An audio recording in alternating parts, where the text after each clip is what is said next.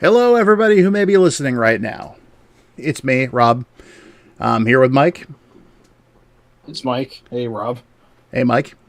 Party on, Mike. Hey, I sure hope I do. Well, tonight, as you can tell by the title of the stream, we're going to the movies, so to speak.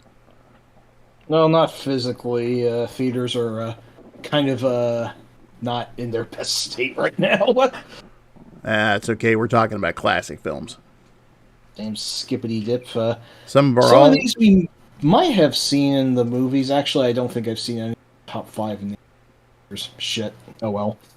Hello, Sharon. I see you made it. Hey, Sharon. What's up? Oh, wait, I got me. And just for the heck of it, we chose two of the goofiest incarnations of characters we could find for our Avs. Yeah, mine is from the NES RoboCop game, which is not, unfortunately, not a very good game. But It sucks. his oh no, yeah, it's pretty terrible. Although his flapping robo mouth is at least pretty amusing for what it is.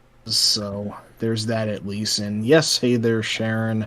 What is up right now? Sorry, I'm multitasking just a little bit. I'm sending out the things on Discord. Hey, Hey there, Jay. Jay. What is up there, sir? At the moment, stream. So It, there. it is movie time. And Mm-hmm. I took my avatar from a bootleg Atari 800 game about Indiana Jones from Poland, apparently. I just saw it and it's like, okay, that is one of the funniest things I've seen. So, appreciate it, Jay. Hope your tooth starts feeling better.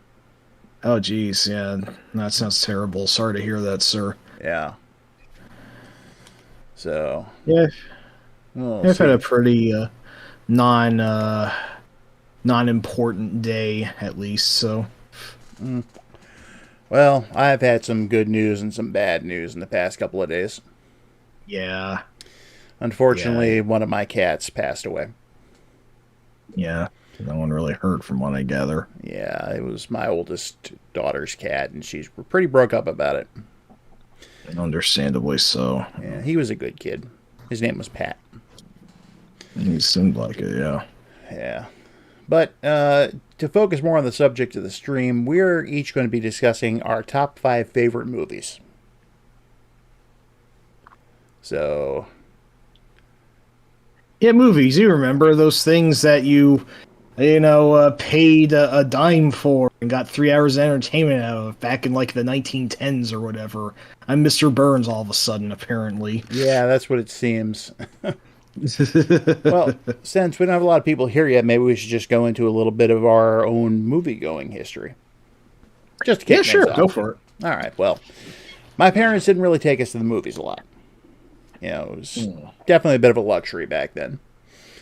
There were certain ones we saw, like when I was 5 years old, my older brother, Richard, took me to see The Empire Strikes Back. And I was blown away. And that just went further from there. As time went on, we got to see the occasional next movie in theaters, like parents took me to see Return of the Jedi and the original Star Wars on a re-release. Just for the record, by the way, this will probably be the only time we're ever discussing Star Wars on Dyer's Place. Yeah. It's just, The short version is it's kind of a damaged property that seems to send off an internet fuckwad button every time it gets pressed, and pretty much. we'd rather not poke the proverbial bear in this case. So we're if any Star Wars gets discussed, it will most like 95% of it be in this stream, but we're probably not going to do an out and out Star Wars stream because the fandom is just really at its worst point, and I don't even know where the rock bottom is on that. So That's a good it's question. it's a shame. It sucks, but we can still reminisce about the original trilogy. So there is that. Yeah. And, as the 80s went on, my parents would take us to the occasional movie here and there. I want to say we saw Annie in theaters. Oh, the one with Yul Brynner? No, Annie, the one with Albert Finney. Oh wait. I can swear that Yul Brynner was Daddy Warbucks at some point. No, that was Albert Finney. Wow. This is some Mandela bullshit. Maybe I'm thinking of a stage adaptation or something. Who knows? Boy, is my face red. Anyway. Yeah. But I distinctly remember one of the last, before we moved to Florida back in '89, I distinctly remember one of the last movies we went and saw in theaters, and I don't know why they picked this movie. Probably because it was family friendly, but I haven't seen it since because it bored the hell out of me. Yes. Benji the Hunted. A Benji movie. Benji movie, yes. I forgot there was more than one, to be honest. Was it like a Planet of the Apes-esque major series or some BS? For a time, yeah. My God. And my God, seriously, what the fuck? Sharon's actually right. We did used to go to drive-in theaters. I remember going and seeing Clash of the Titans once. Ooh. That's a good one to see in theaters. And I think it was on a double bill with Caveman. Caveman, I'm not sure I know that one. That's basically a forgotten comedy. Alas. Caveman, 1981 film by... Oh, starring Ringo Starr. Wait, I remember Brandon Tenold looked at this. Yeah, that's we will not be discussing the Beatles any further today. No, we will not. I also remember going with mine and Sharon's younger brother, Ryan, to see the movie Hot to Trot. That one I don't think I know either. It was like Mr. Ed, just a little more crass. Oh, hey, Bobcat Goldthwait. Yeah. And yes, she's right. We used to see a lot of the Disney movies. Well, that checks out. I have very vague memories of, like... I think the first one I might have seen, I must have been super little, was Beauty and the Beast in theaters. I'm pretty sure I saw Lion King. And I do not remember any others, because... I think Aladdin. I think at least those three. Then I guess I realized I wasn't a huge Disney fan, so that was where that went. Yeah, the 90s and me with film going was entirely different story. But I will say, though, that a couple of the final movies I saw in 1989, right before we moved, were Ghostbusters 2 and Indiana Jones and the Last Crusade. Very good, very good. And upon getting to Florida, that we missed the major movie event of the year, UHF. We also didn't get to see Batman either. But we did get to see Back to the Future Part 2. I don't know, I've been waiting 3 years for the thing. Yeah. I saw the original one on video, and of course, To Be Continued popped up at the end, and it's like, okay. And as soon as I found it was coming out, I think it was released that October or November. Yeah, we basically begged our parents to let us go see this movie. And then when Part 3 came out in 1990, same kind of thing. But, once I started working, started to have my own money and all that, movie going became a lot more frequent. Yeah. I remember, I guess you could say this is the closest thing I'd ever gotten to going on a date with this one girl I know. It's my friend Andre's sister. We went to go see Dracula. Bram Stoker's Dracula. The Coppola one. Mm-hmm. And there are parts I like about that film, and then there's Keanu Reeves. But that was another. I actually went and saw this one by myself. Bill and Ted's Bogus Journey. Oh, well, no problems there. No one else wanted to go. I also remember hanging out with my friend Lars, and his parents decided to treat everyone to a movie one night. And we ended up going to see Hook. Oh, I've still never seen that one, and I keep hearing mixed things about it. What was the deal with Hook? I want my $8 back. You were not a fan, I gather. It was okay, don't get me wrong.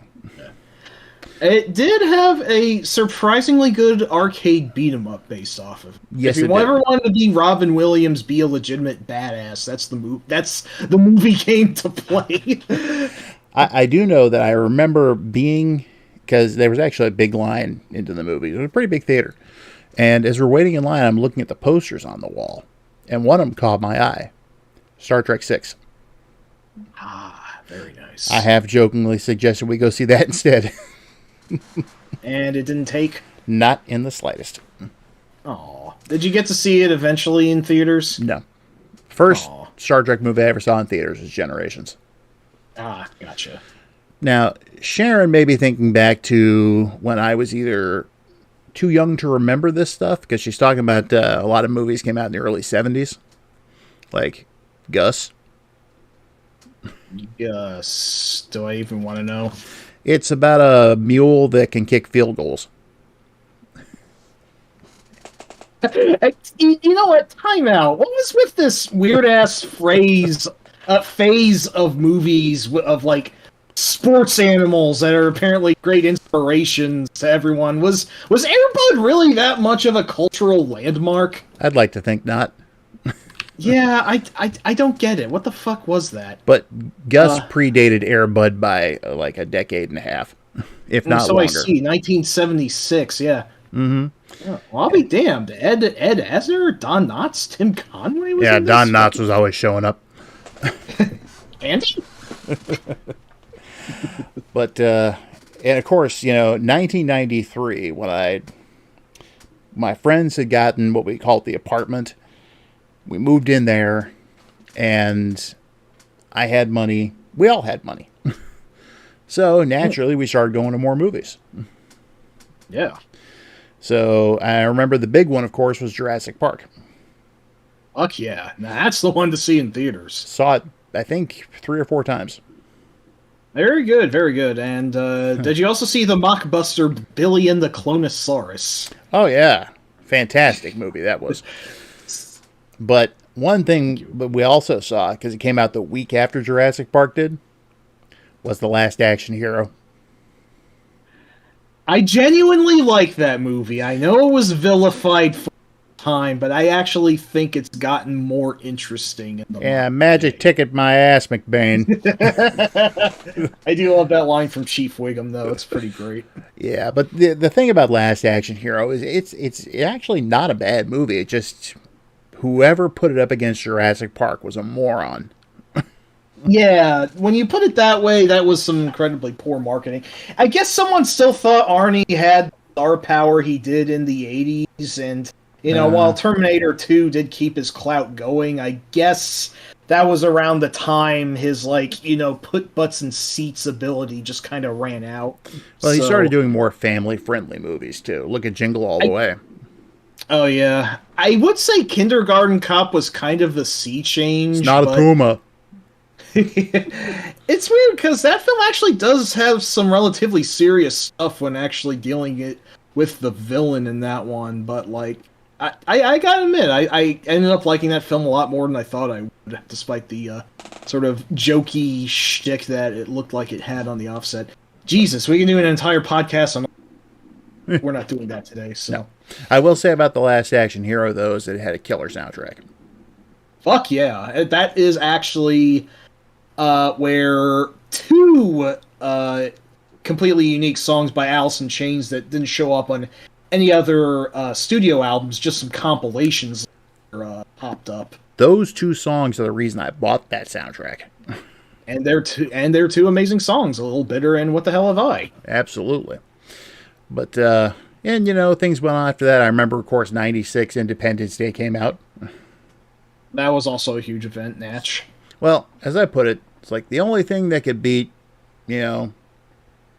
at the box office was dinosaurs. But the only thing that could beat dinosaurs were, big budget alien movies. And the only thing that could beat that is Star Wars. Because... yeah, pretty much.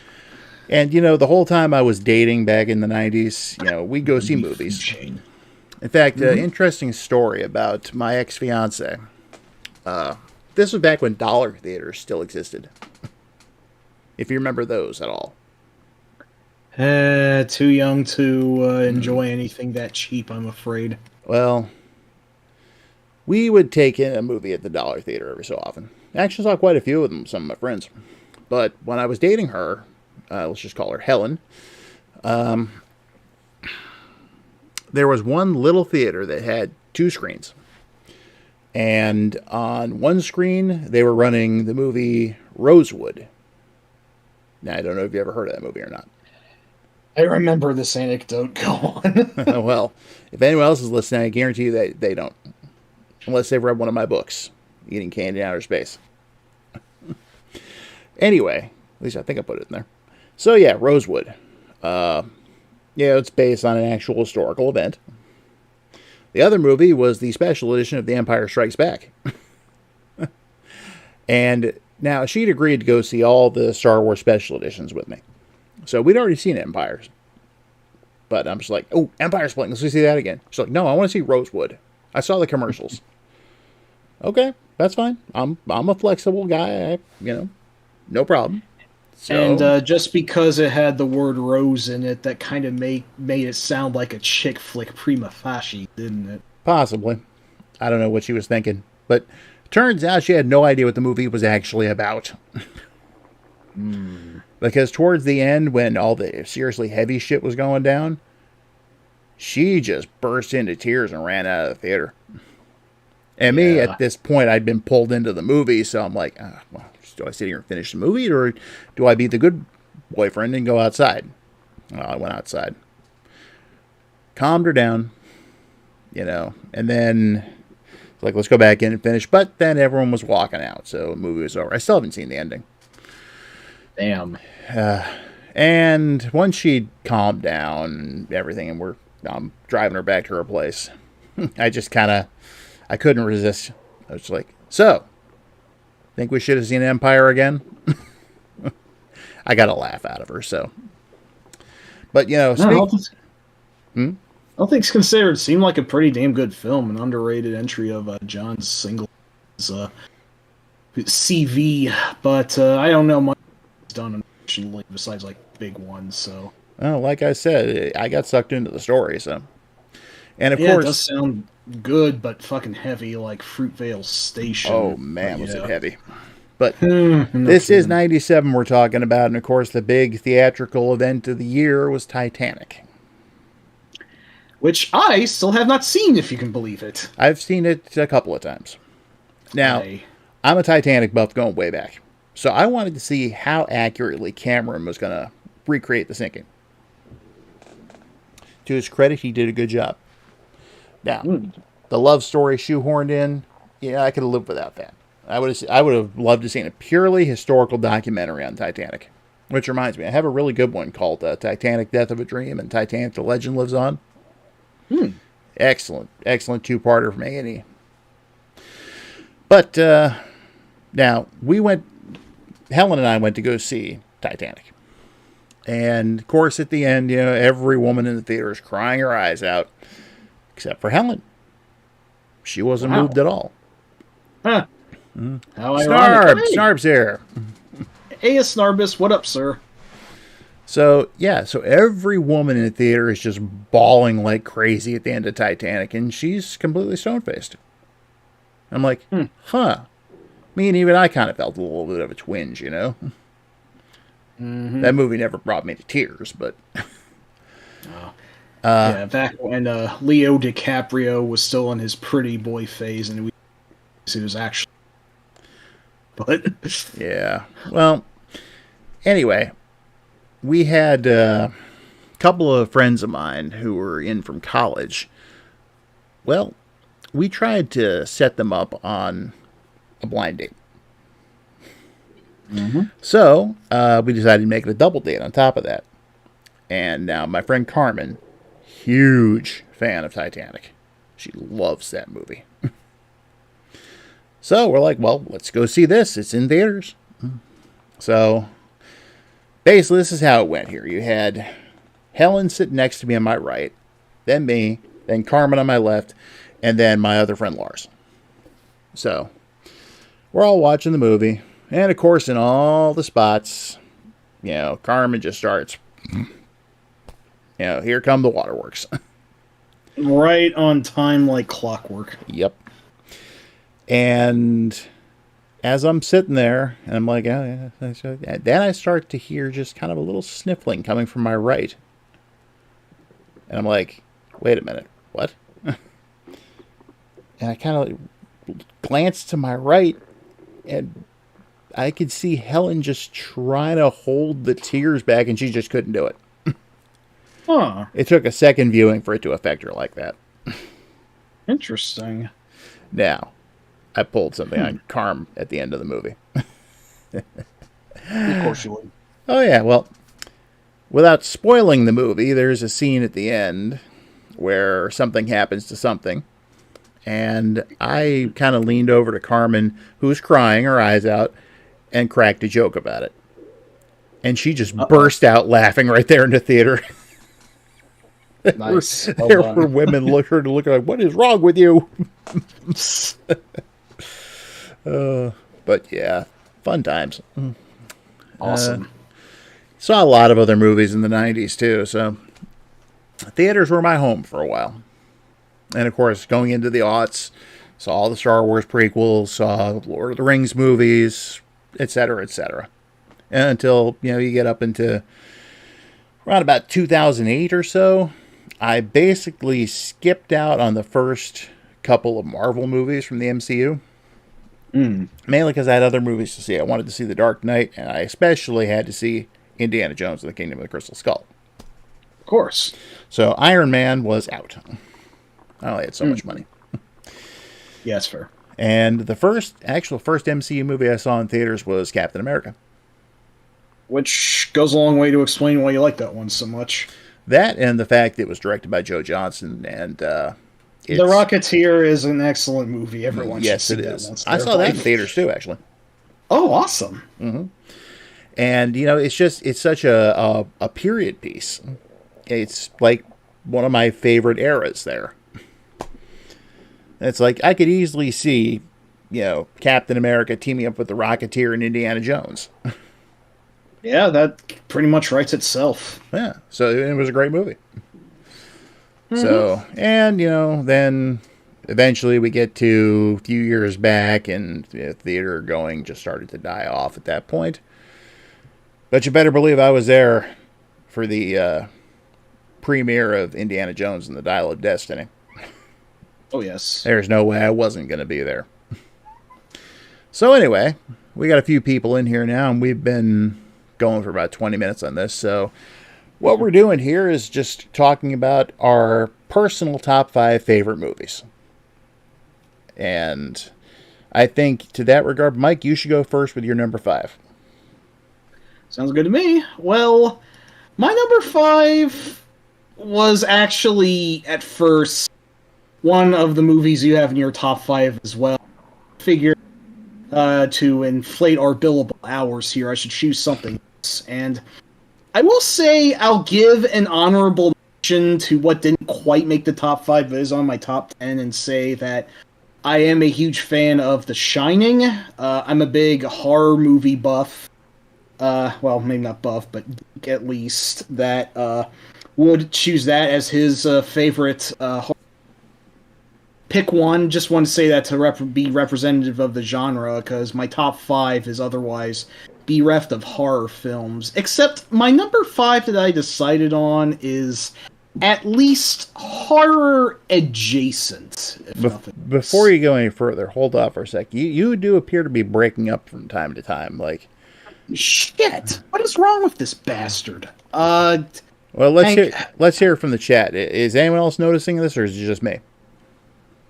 Testing. I don't know if my mic's going or what, or if the new Discord bullshit that just set up or whatever is not responding to things how it should be. Maybe I need to run a test of some sort. I don't know. It's like it's peaking, and I'm hearing like every other word. See, snarb. Shh. Oh, maybe. Oh, wow. The input volume really. Okay. Test. Hello. Hi. Okay. Fuck. You're actually sounding better now. Yeah. When there's a little snafu because before the stream, because Discord is an idiot and it changed itself and it kind of garbled my input and output audio settings. And apparently, I had my input all the way 100%, which probably was responsible for the peaking just now, so I just halved that, and hopefully we won't have any more foul-ups from here on out. There was a little bit when you were talking, but not much. Not as bad as it was before. Alright, well, I might have to get a new mic. I've had this Samson Meteor here for quite a while. It's served me well, but I might want to consider investing in some new technology. I don't know. Anyway, anyone let me know if the vocals continue to fuck out anymore. I will be angry about it, but I need to know these things. Yeah, it just happened a little bit right there. Fuck me! God damn it! Oh my god. Shit, I don't know what to do now. Well, the way I see it, just try turning your volume down a little more. I can adjust it here so you sound a little louder on the stream. Okay, then I suppose put out. Test. Alright, I dropped it by another 10%. Let me know how that is. And I could reduce the internal volume a bit there. Actually, you know what? Let me fiddle with this. Yeah. Okay, test. I know none of you asked and any of this technical troubleshooting here. You know, shit happens. Well, Snarb streamed. So, Snarb, you have any input here? Yeah, input, output, side put, non-put. Overput, underput, whatever. Yeah.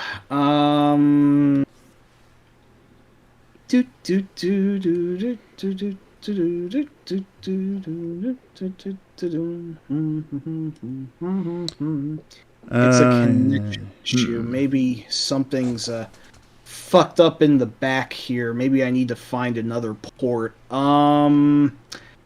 Yeah, at least I hope I have other USB plugs that I can use. Network. My Wi-Fi seems like it's been pretty good today. I haven't noticed any major foul-ups, but maybe the actual physical connection with this is being a dick. Yeah. Very, very sorry about this, everyone. Claim some intermission. I'm just... Intermission, huh? Okay, intermission it is. Let's hear some intermission music. Are we ready?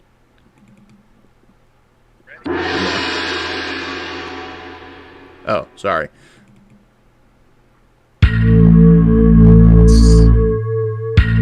Intermission.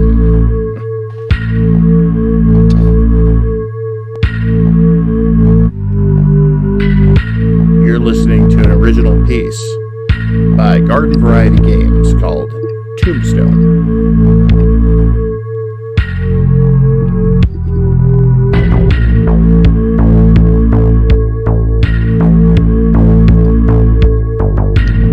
Enjoy the soothing sounds and ask yourself, what would you like on your tombstone?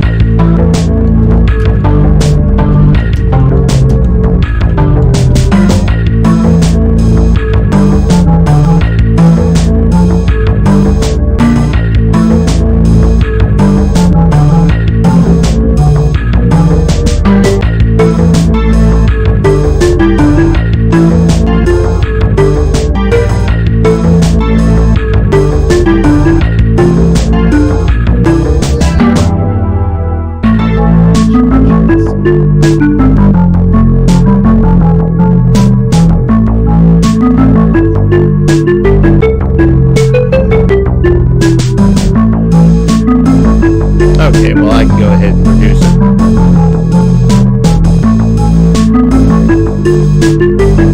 Alright, testing. Hello. What up? Yo. All right, say something again, Mike. Say something again, Mike. Say something again, Mike. Well, I can hear you. You're quiet, but I can hear you. Oh, maybe I actually need to turn my input up then. Testing. About Right. there, okay. Yeah, you're sounding Cool. louder now. All right. Very sorry about that. No one came here for this today, and we, usually try to call 10 minutes in advance to catch any foul-ups, but not everything can be detected in 10 minutes. That's okay, Mike. It Anyway, better be. that was Tombstone by Garden Variety Games. If you like what you heard, check out his channel, linked in the video description. All right. So, back to the matter at hand here. You were saying about what your fifth place movie is. Yes, anyway, so I don't technically have any horror film on my top 5 for as much as the genre, but my fifth film that I decided on is at least horror adjacent by a director who has done some creepy-ish films, although style, and it's technically a very loose adaptation, but a biopic, like one of the very few biopics I actually like, about a director who has also dabbled the horror genre and is rather infamous for it. This one being the movie Ed Wood by Tim Burton, about the director of the same name who has become a rather infamous household icon for the D movie or Z movie. Really stilted, crazy, low budget movie done by, for the most part, obviously not. It's going back out again. Jesus Christ. Yeah, you're gonna want to invest in a new mic, I think. Fuck. But I'm sorry. This is not the day for this to happen. it's not breaking up as badly as it was before. But yeah, you're getting a little bit here and there.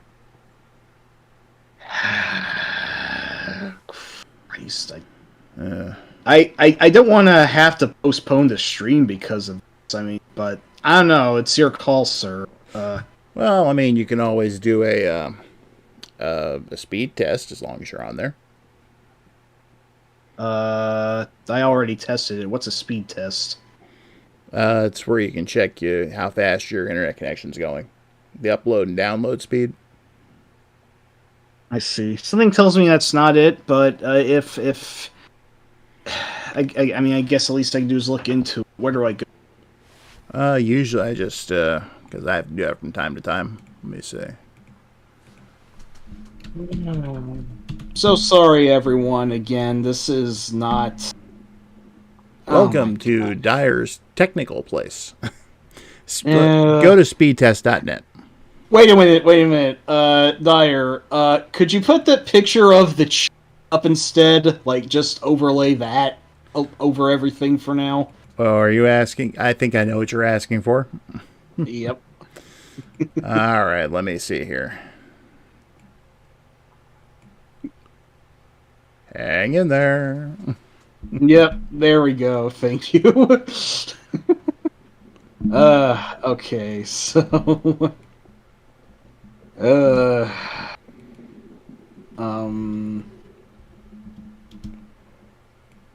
Speed test, connection test. Well, Hey, we had to go ahead. we had to postpone a podcast once because your internet shitting out, right? Oh yeah, that was when I was having some major problems. Yeah, it was even a few months ago. So, okay. You know what I've felt works really well sometimes? A hammer? No, a sledgehammer. Oh, Peter Gabriel. Yeah. He That too. He would he would at least help my morale. Try and navigate this. Anyway, how do I do the speed test that you proposed exactly? Well, you went to speedtest.net, right? Oh, that's an actual site. Okay. Mm-hmm. All right. Let's see then. Okay, go. Yep, and it'll just let you know what's going on. You can also troubleshoot your Wi-Fi and a bunch of other stuff. I see. Alright, well, looks like the bar down there is doing something. I also try to play Sledgehammer off YouTube.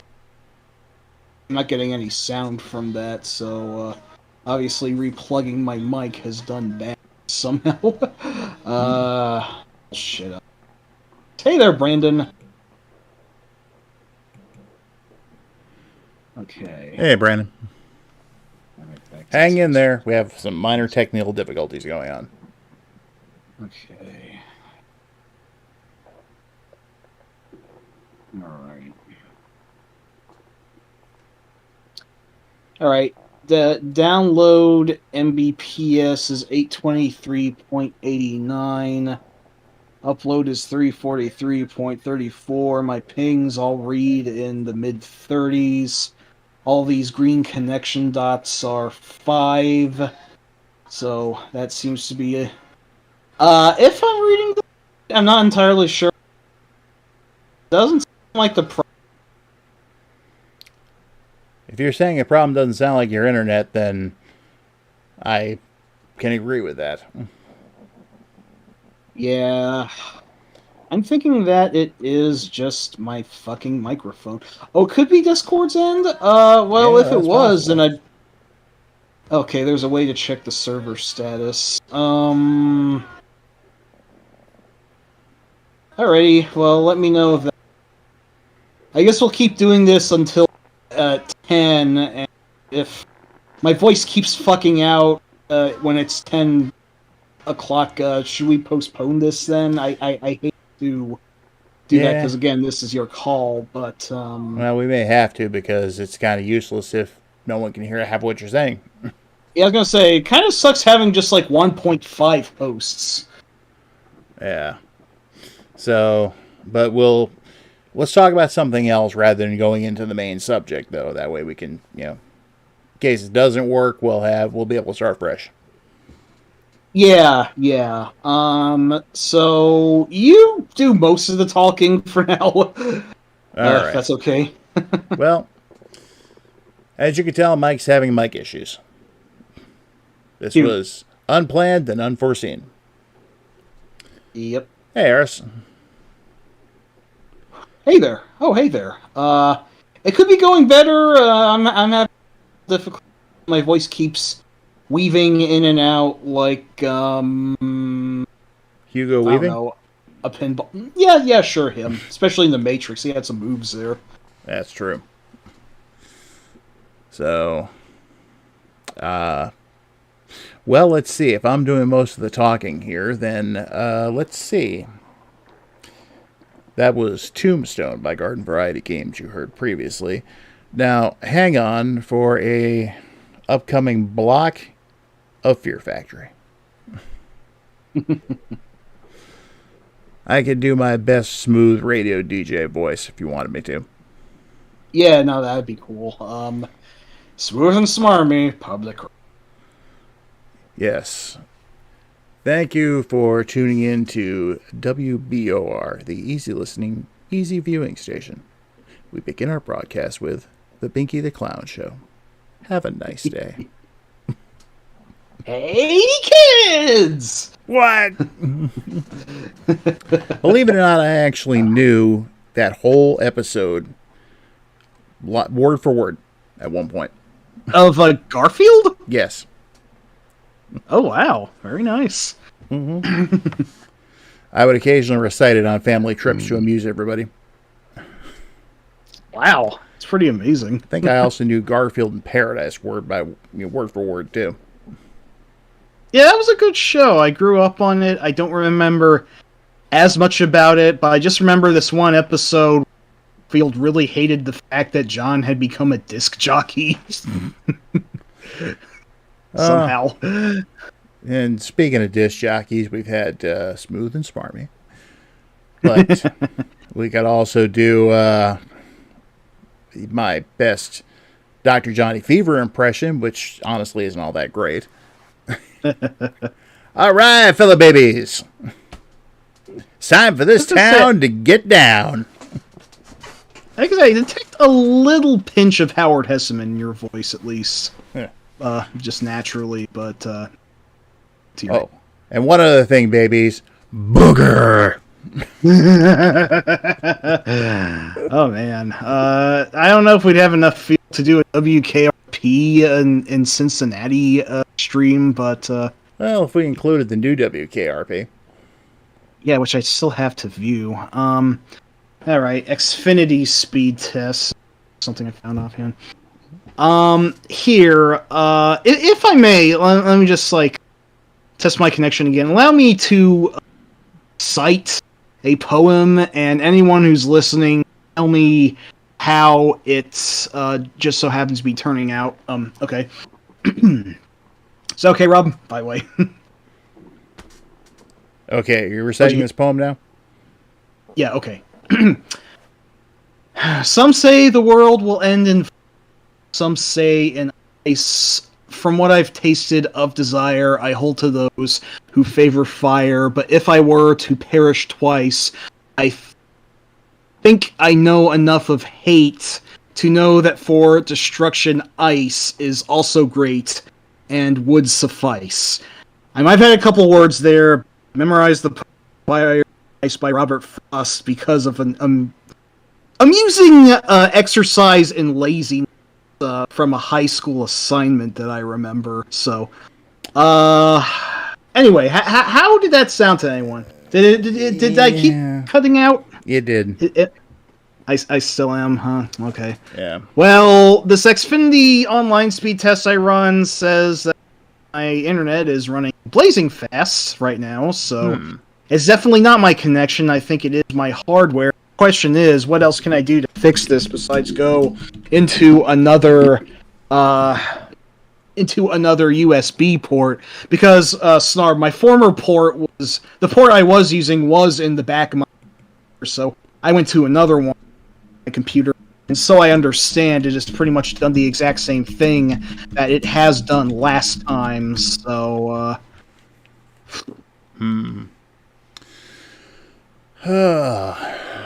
Therein lies the question. How to fix this is... Discord connection issue, pardon me. Quick fixes, Discord lagging or running slow. Discord audio and video error codes. Well, you're not getting any error codes, right? Nothing erroneous that I can detect. I don't think it's the weather, Sharon. I actually did hear there's going to be some rain. It doesn't sound like it's raining out there right now. Doesn't sound terrible out there right now today. Snarb, I do not have a laptop, and I think this is my only mic. I actually used to have a Yeti, if you can believe it, but that one also just kind of naturally petered out over time, which makes me wonder if these things have a planned obsolescence which built into them. This thing has served me very well for several years, however, but, I guess it's about time I get a new thing, although purchasing any technology right now just so happened to be a terrible idea, so why did this have to fucking happen right now, God, is the question. Because that's just how it is. Yeah, no kidding. I'm gonna have to do my research here. Well, Try and get one that cuts a good, reasonable price. And I can recite a poem for everyone as well. And I can do it in a smooth and smarmy voice. Hey, go for it. They come over here, and they take all our land. They chop off our heads, and they boil them in oil. Our children are leaving, and we have no heads. We drink and we sing, and we drink, and we die. We have no heads. No, we have no heads. That would be Dennis Leary, if I'm not mistaken. I can also do another one for you. Hey, go for it. Boy, the way Glenn Miller played. Songs that made the hit parade. Guys like us, we had it made. Those were the days. And you knew where you were then. Goyles were goyles and men were men. Ooh, that line doesn't hold up so well nowadays, does it? I'm sorry. What do you expect? It came out in the 70s. Yeah, it was still very ironically progressive show for its time, so I shouldn't really much. Deluxe apartment in the sky. Harmonia City in the Sky. Wow. Nah, I was thinking of the theme song to the Jeffersons, but that was all I could recall. When can we start the Jeffersons? Thank you, Hamzar.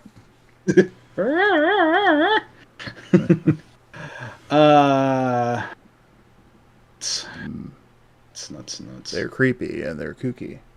Mysterious and spooky. They're altogether rookie. The Addams Family. I'm going to one day do an album of spoken word versions of TV theme songs. You know, give that a shot. See how it goes. You could get some nice irony in this society today, I think. All right. At any rate, I'm not sure what else to do to test, but I got out too soon and ripped off. So I know what else to do. Rob, you want to say anything like what? Bust and give us an amusing anecdote of some sort? An amusing anecdote. Well, let me see. An amusing anecdote. What could that possibly be? What kind of amusing anecdote could I possibly tell? I mean, not a writer or anything. Buy my books. So, let me think. Buy my book. Buy my book. Buy my...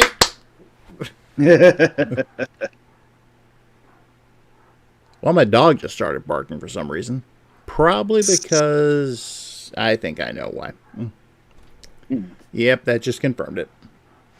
So, amusing anecdote. I don't want to spoil anything for the books or for the stream that we're planning on doing.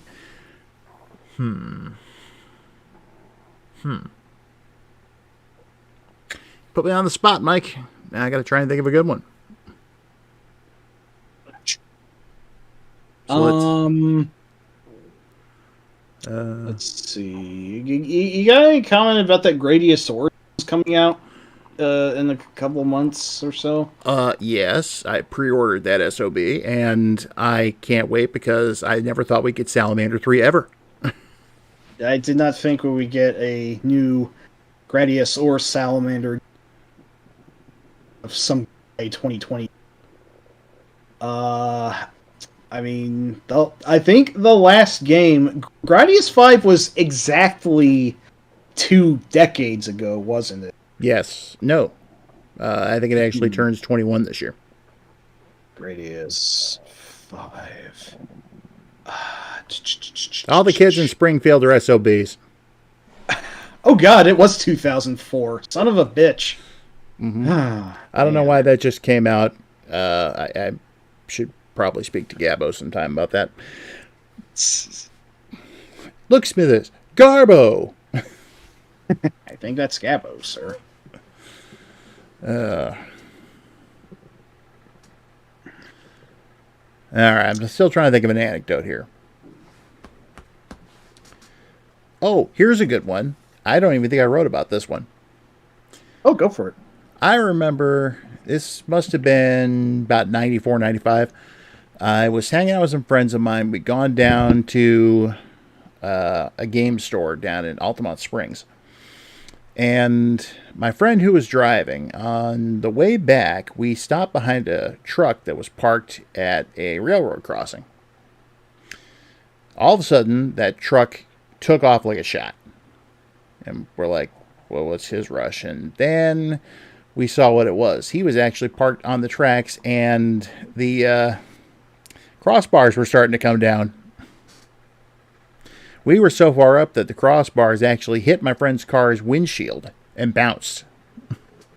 Holy shit, really? Yes. So he backed up, stopped, backed up just a little bit further, and about 2 seconds later, the train came through.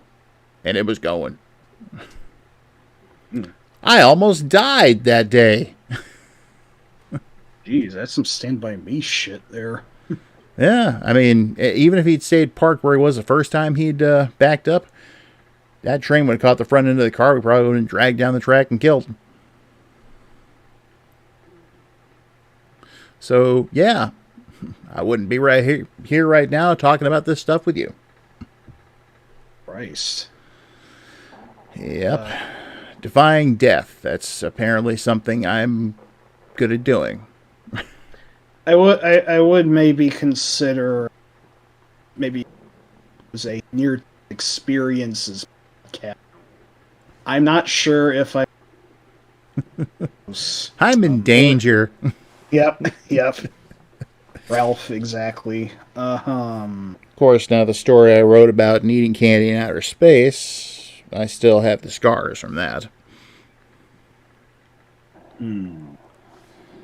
Well, I got a big one right on my outside of my wrist. Damn, man. Yeah, that was from the wreck to end all wrecks. And if nobody here has read that story yet, then I'm not going to say anything about it. Let's just say I never want it to happen again. Or should you? That is totally fair. All right, I'm going to run at least. You're going to do. What's that? What are you going to do? I'm going to cite a certain song as fast as I can, not unlike how John Machida did it when he was interviewed that way. So. Micro Machines. Yep, that's the guy. God, fucking legend. Okay, so. Just let me know how this sounds. If it sounds like crap, I think we're... I'm sorry. So. Sprawling in the fringes of the city in geometric order, insulated border, in between by right, like... You cut off or you even made it out of the first verse. Okay, so obviously the spirit of Neil Peart reciting this, and that's totally clear. Mm-hmm. Wow. I could talk about another near-death experience I don't think I ever wrote about. Yeah, go for it. That's all we pretty much got at this point. I'm fucking... This is all you, man. So, anyway, I was returning to Georgia from Arizona back in 2006, I think it was. And it was a cross-country drive. And I was somewhere in Alabama when I blew a tire. Now, I didn't have the tools they packed in with the rental car were junk. So I wasn't able to actually change it myself. So got a tow truck out there. They changed into the donut. The next day before I head back on the highway, I'll go out and have the local place replace it for me. Not a big deal. So about 1 a.m., I'm taking this exit. And I get down into the fast lane. I see a semi behind me. And it's like, okay, well, I'll just let him pass. And then I can go ahead and get behind him. Well, what I didn't see was a semi that was tailgating him. Whoa, Jesus. And he chose that moment to pass me, or to pass the other semi. Didn't realize I was there. Because all of a sudden I saw these headlights coming up behind me, and I was like, he's not, and then he hit the back of the rental car. I went skidding around the highway, and finally stopped, like, perpendicular across the highway. So the car was still drivable, so I pulled off to the side of the road. Now, a couple of interesting things about that. I was completely undamaged. Yeah, so was the truck driver.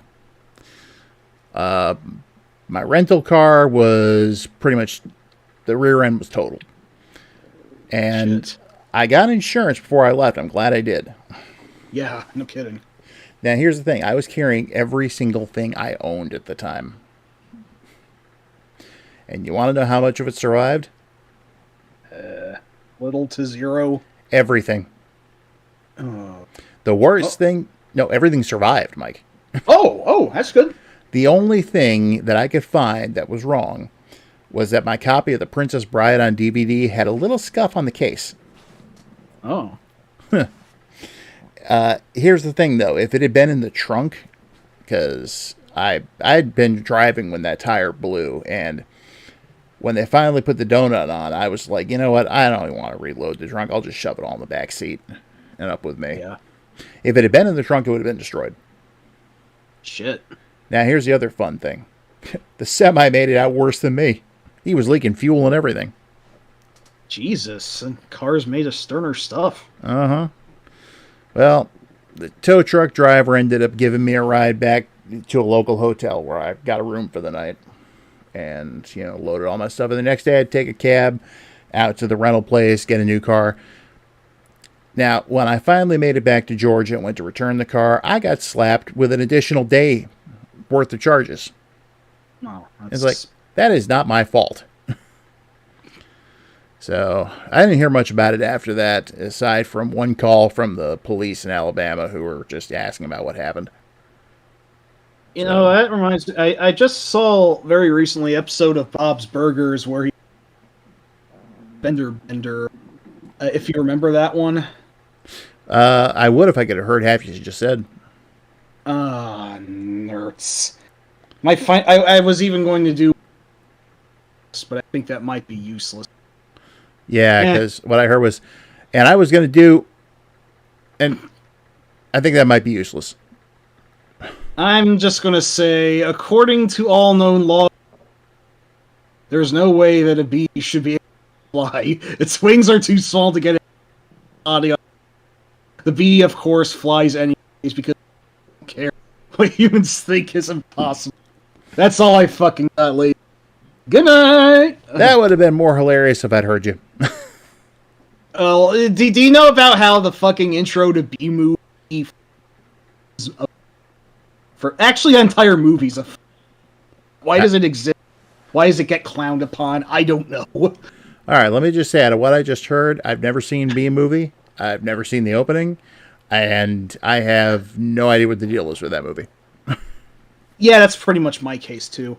Okay, so this might be getting even worse the more I'm trying to speak. So yeah, I think we're gonna call it for the night.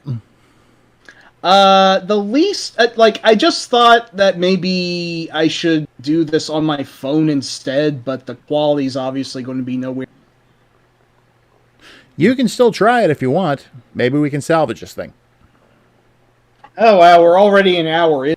Should we is the question. Well, we spent about a half hour just talking about random bullshit. So yeah, we did, didn't. All right. Smooth and smarmy. I guess we'll give this a try then. I can't believe I only just now thought to do this. Yeah, I didn't think of it either. All right, well, we both failed. That's fair. Okay, I guess I'll be back in a few seconds. All right, so what I'm going to do then, I'm going to, if I hang up, it's going to end the call. So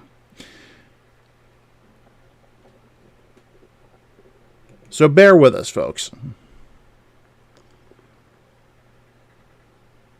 Mike, are you on your phone now? I am now. Tell me if this sounds like shit or not. It actually sounds a lot better. Well, fuck me sideways. Huh, alright. I did not anticipate this, but okay, I guess we can still do this. I think we can manage it. Anyway, what does everyone else say?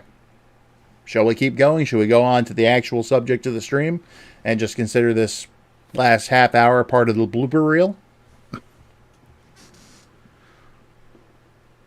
We're waiting to hear from you, our listeners.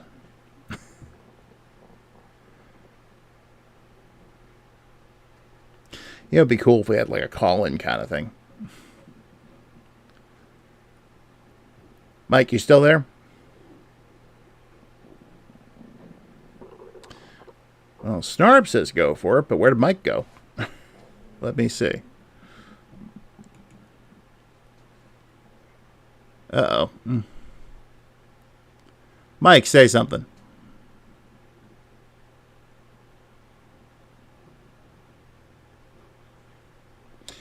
This technical difficulty sign ain't coming down just yet.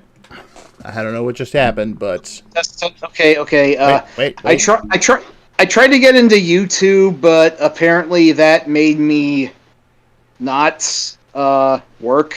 Apparently, just leave YouTube off, I guess. I'll handle the chat. damn. Sorry, everyone. All right. Well, at least I get to do this while I'm on the couch. That's pretty nice. I could use a rest. So, Hey, whatever. there you go. You fall asleep during this thing, though, and it's done. Yeah, pretty much. All right, let's go ahead and remove the text sign, then if we're going to continue this. Hey, how's it going? Well, that was a fun little diversion. Fuck you, land. But let's get back on the trolley. So, welcome in. We'll just get... I'm not sure what you prefer to be called, but for right now, I'm going to call you Raven. How's Carnage Mansion going? Hello there, Raven. I can't see the chat right now, but hope it's going all right. All right. I guess we're going to go ahead and take down the technical difficulties thing. I do love that sign, though. And we're back to the mainstream, so the main event can begin now. Alrighty. Might have to do this with a little more alacrity, but yeah, I'm up for it. Everyone who's a Splatterhouse fan, keep an eye on West Mansion in the coming week or so. I'm going to have an update to put up that's going to include some new stuff about Carnage Mansion. Yes, very nice. So, yes, Raven is the one who's working on that. Or one of the people who's working on that, I should say. Very good, very good. Yep. All right, so where we left off. Yeah, multiple projects, day job, family stuff. I hear that, man. All right, where we left off was Mike's number 5 choice, which was... Thanks, Raven. So, yeah. Yes, number 5 was... That would be the movie Ed Wood by Tim Burton. The closest thing I sort of have to a horror entry in my top 5, I say it's horror adjacent, but the film itself is a comedy and pretty loosely structured biopic that is just... I don't know why I find this film so entertaining.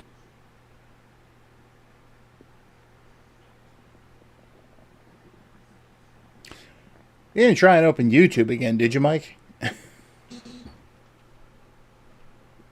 Jesus Christ. Alright, apparently if I leave this alone for too long, it actually fades out. I actually have to be on the... Criminy Christ. Okay, alright. I love technical difficulties. Woohoo! I don't! Fuck them! Alright, Arisef. Have a good night. Alright. See you later. Sorry this is such a clown show. Alright. Criminy Christ. Well, Okay, so... Ed Wood is actually one of the only 2 movies I ever went to a midnight showing for.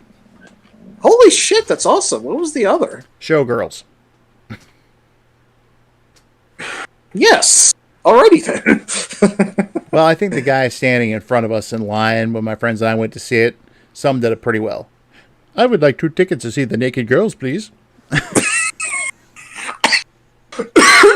Oh shit, that's good. Anyway, go on about Ed Wood here. Alright, so I don't normally like biopics, and I don't normally like Johnny Depp. He's turned out to be kind of an asshole, but I will give him credit. Here, he really cut a good line with the plucky, almost willfully ignorant optimism and occasional bursts of frustration that really helps give Ed Wood quite a bit of personality. And the cast overall is just really damn great. Of course, Martin Landau stealing the show as Bela Lugosi, and his just complete, forever burning hatred of Boris Karloff made for some great scenes. Just such a crank, but it's hard not to like him. Yeah, I couldn't tell you why I like this film so much. It's got a great ensemble cast. It's an unlikely story about an unlikely person. It actually does form a pretty nice 3-act structure about like Ed's struggles and what's going on in his life. Characterized, each act is actually built around one of his movies. First, it starts with Glenn or Glenda, and then Bride of the Monster, and finally the big one, of course, Plan 9 from Outer Space, or ostensibly it was going to be called Grave Robbers from Outer Space before his Christian backers thought it sounded too ghoulish, and he came to like Plan 9 more anyway, and yeah, it is a fascinating story. I'm sure many of the details are embellished as all hell, but it's just entertaining, funny, quirky, my favorite Tim Burton film there is, and you know, he's done Beetlejuice, and he's done the two he's done 2 Batman films. He's done Pee-wee's Big Adventure. I do like Such a great movie. much. Oh, absolutely! I love much of Mr. Burton's 20th century work. Plus Big Fish. That one's actually quite good. Yeah. And then he wavered off. He fell orf, as Coach Z would say. But he whipped it with Planet of the Apes, and then added insult to injury by doing Charlie and the Chocolate Factory. Yeah. Gee, Timmy, do you have some daddy issues that you'd like to share? Exactly. It's like, look, once was okay. I loved Sleepy Hollow, so. But let me say this. Sleepy Hollow is really good, too. Oh, yeah. Let me say this about Ed Wood. That movie inspired my friends and I to make bad movies. Oh, is that how Scar Productions was made? No, Scar already existed. Oops. But we decided to actually turn our attention towards actually making bad movies. I remember the day after we saw the movie, Steve and I went out and rented Plan 9. Oh, nice. And then we started filming our own short movies, unfortunately, the majority of which have been lost. Recorded over for a wedding. Oh, that blows. But one of those was Space Aliens Get Lost. Oh, really? Yeah, it featured Bromley and Bo as the space aliens in question, and our very own improvised special effects flying saucer made of paper plates attached with a fishing line, subjected to, quote-unquote, missiles from the U.S. Army, which ended up being just a big blast of flame from a hairspray can and a lighter. The way Bromley narrated that, he's like, the U.S. Army has spotted the UFO and they fired missiles at it, and it blew up! Oh, yeah, we got a kick out of that. It's such a great movie. Who would have thought that the life of the world's worst director would ever be that entertaining? Yeah, I will give like really nerdy aside and say, really, by modern standards, I don't think Wood is anywhere near deserving of the worst director title. Like, oh yeah, he Balls tried. has taken over. Oh, who's that now? You Balls. Oh yeah, ooey balls. Yeah, no, those 2 dickbags who keep doing the whatever movies, Friedberg and Seltzer, or whatever they were. Yeah. Terrible. Ed Wood stuff looks like a masterclass in filmmaking in comparison.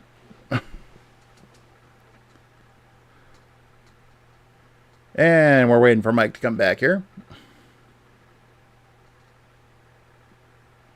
This is very frustrating. It's like some sort of bullshit. It's like my phone is like fucking Desert Bus on Penn and Teller's Smoke and Mirrors, if you know about that. Yeah. I can't just let it go. I have to like touch the damn screen every minute to make sure it stays up. It's just... Can't you adjust it in the settings to make sure the screen doesn't go off? Shit, you know what? You're right. Yeah, give that a try. In the meantime, yeah, Ed Wood was great fun. If you haven't seen it, you should watch it. I'll give Mike a chance to get that adjusted.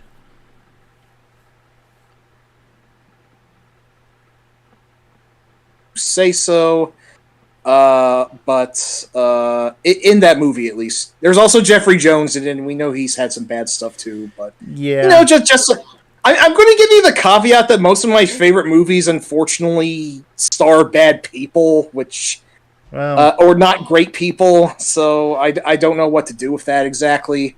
By the way, I completely missed the part before you started talking about Jeffrey Jones. Oh, okay. What was I saying? God damn it, I don't even remember. This is already enough of a shit show as it is, so... Ed Wood's very good. Let's just move on. You do your 5 while I adjust this shit. All right, well, you're doing that. I'll talk about my number 5. And it is technically considered a horror movie, or at least part of a major horror franchise. And it has its detractors. It has its fans. I'm one of the fans, obviously. That movie would be Army of Darkness. Absolutely love that film. It's so quotable. And, you know, Bruce Campbell obviously the man is Ash. But he just was so snarky in that movie. Even more so than the previous ones. And the whole idea of the Army of Darkness itself, that was great. Well, we're waiting for Mike to come back, though. I mean, that basically sums up how I feel about it. Unless I wanted to go ahead and say this. All right, you primitive screwheads, listen up. See this? This is my boomstick. I can actually do the whole thing, so I'm not gonna. But, yeah, it is the first Evil Dead movie I saw. And it's actually kind of a close race between Army of Darkness and Evil Dead 2. Much like the Mad Max series, the original Evil Dead is not my favorite. So, you back, Mike? Yes, I've managed to set the fade-out setting to 30 minutes. That's the best I can do, but that should be generous enough, so... Yeah. So should not have any more unintentional strays from the path here. God damn it. Well, really at least until 30 minutes pass. Yeah. And hopefully I'm not asleep by then. Yeah. But yes, Army of Darkness. Really fucking fun time. Last time I saw it with a bunch of friends, a younger friend of ours really hated it. It really did not strike their fancy at all. Damn kids. I was going to say, I guess just... It missed their generational window. It is definitely of a style, deliberately ridiculous and over the top as it is, that I can understand why other people wouldn't like it, but, you know, this one's totally my shit. It's just crazy and silly and hilarious and has a lot of cool special effects, and Bruce is just a magnetic presence all throughout, and it's great. It really is. Yeah, the studio mandated ending, the quote-unquote happy ending, actually works better than... I mean, sure, the whole Ash slept too long thing kind of fits in more with this character, but with the one the studio wanted instead, that actually ends it on a major high note for Ash, you know. I do love the... I do love the S-Smart... I do love the S-Smart ending more, and it is because of that. I want to say it's because, well, maybe not necessarily, but I think it better fits the movie's Japanese title, which, if I'm not mistaken, is Captain Supermarket, which is fucking amazing, and I love it. Mm-hmm. I could say a few more things about Army of Darkness, of course. Good, bad. I'm the guy with the gun. It is also almost gratuitously quotable. Oh yeah. Klaatu, Harada, Yep. Necktie, nickel, nectarine. Definitely an N-word. And the fact when the Army of Darkness is coming up from their graves and they trip up Ash and it turns into a whole freaking Three Stooges routine. That scene is quite amazing. It's very ridiculous in all the right ways. It's really interesting also to see just how far, just within a mere trilogy, we have the original Evil Dead, which is mostly very serious and very rough-ass film. throughout. I heard you say it wasn't your favorite, and that is totally fair. Mm-hmm. Much like Then the we have original Mad Max.